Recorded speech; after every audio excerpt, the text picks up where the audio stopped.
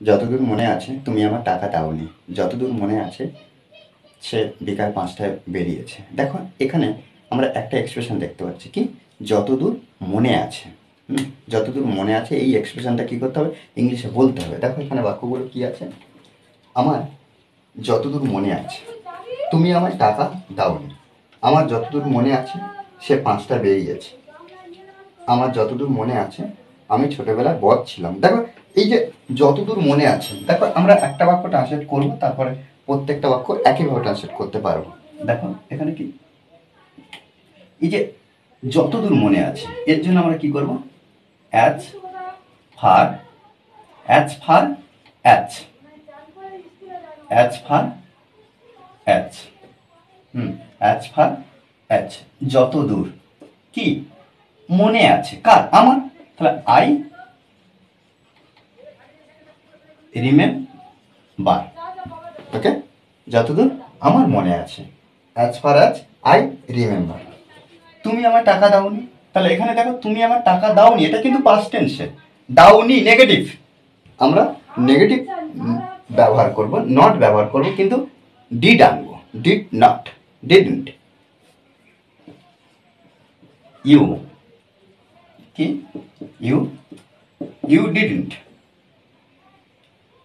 হ্যাঁ you didn't give me money. Okay, তাহলে কি হলো, অ্যাজ ফার অ্যাজ, হ্যাঁ অ্যাজ ফার অ্যাজ যতদূর আই রিমেম্বার আমার মনে আছে কি, you didn't give me money, টাকা দাওনি, কাকে না আমাকে। আমার যতদূর মনে আছে, তাহলে একইভাবে as far as I remember, হ্যাঁ কি সে 5টায় বেরিয়েছে, বেরিয়েছে বেরিয়েছে, বেরোনোর কাজ হয়ে গেছে, অর্থাৎ পাস্ট টেন্সে।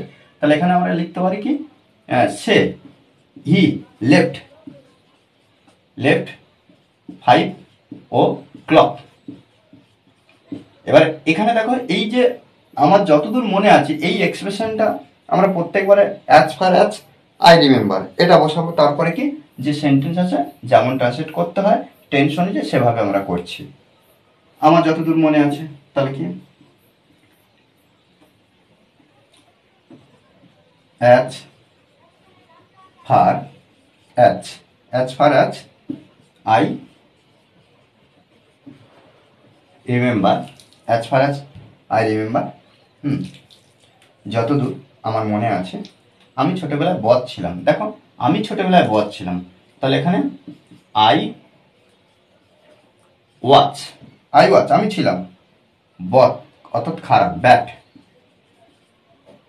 আই ওয়াজ ব্যাড আমি খারাপ ছিলাম, খারাপ বা বদ ছোটবেলা, তাহলে ইন চাইল্ডহুড, চাইল্ডহুড। ওকে, আমার যতদূর মনে আছে একইভাবে অ্যাজ ফার অ্যাজ, যতদূর আই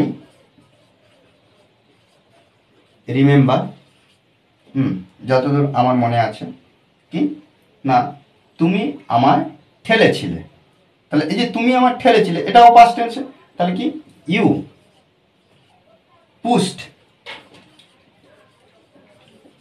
পুস্ট মি, মি এখানে দেখো পুস্ট, পুস্ট মানে কি ঠেলা, মি মানে আমাকে, তাহলে as far as I remember you pushed me, তুমি আমাকে ঠেলেছ। ওকে, দেখো এইভাবে কিন্তু আমরা সুন্দরভাবে ইংলিশ ট্রান্সলেট করার চেষ্টা করবো। আমাদের মনে রাখতে হবে বারবার যে প্র্যাকটিস, প্র্যাকটিসের বিকল্পে কিছু হয় না। ওকে, আর এই ক্লাসটা যদি ভালো লাগে অবশ্যই লাইক কমেন্ট শেয়ার, আর যারা এখনো পর্যন্ত এই চ্যানেলটি সাবস্ক্রাইব করেননি তারা অবশ্যই চ্যানেলটি সাবস্ক্রাইব করে পাশে থাকবেন। Okay, thanks for watching this video.